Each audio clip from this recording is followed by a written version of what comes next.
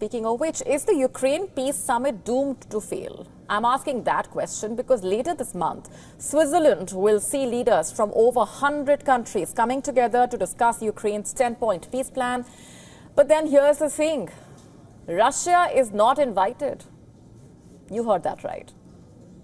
China does not plan to attend. US President Joe Biden will not be there either, much to Ukraine's disappointment. So the immediate question is, how successful can this meeting really be if the key stakeholders of the war are not present? But that's not the only challenge, by the way. The 10-point peace plan says that Russia will have to abandon the territory it has occupied in Ukraine. Right now, Russia is not interested in negotiating along those lines.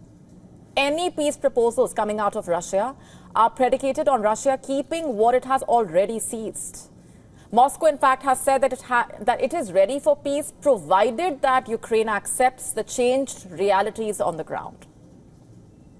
But then this is not new. Ever since a set of negotiations began shortly after the war in 2022, neither warring party has been interested in a compromise.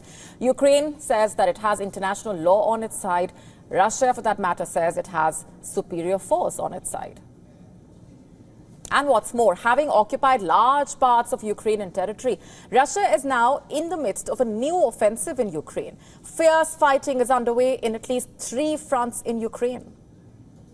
So in short, Russia has not slowed down its offensive, but Ukraine does not have enough troops or weapons to continue fighting.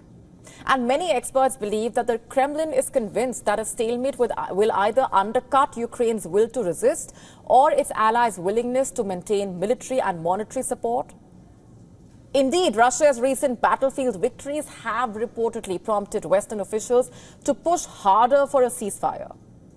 The push for a ceasefire now being driven by 3 reasons. What are they? Number 1, the West is running out of weapons to give Ukraine. Number 2, Ukraine's front line is collapsing and it is at the risk of losing everything. Next, Russia has shown it can sustain a long war. Also, very crucially, the risk of nuclear war is great. There may be no political support for a ceasefire right now in Kiev or Moscow, but sooner or later, the warring parties as well as Ukraine's key ally, America, will have to come to the talking table. And Biden's absence in the upcoming Ukraine Peace Process Summit is bad optics. A disappointed Ukrainian President Volodymyr Zelensky has already described it as a gift to Russia. But we'd say that even the snub to Russia makes no sense, which then brings me back to the question, is the Ukraine Peace Summit doomed to fail?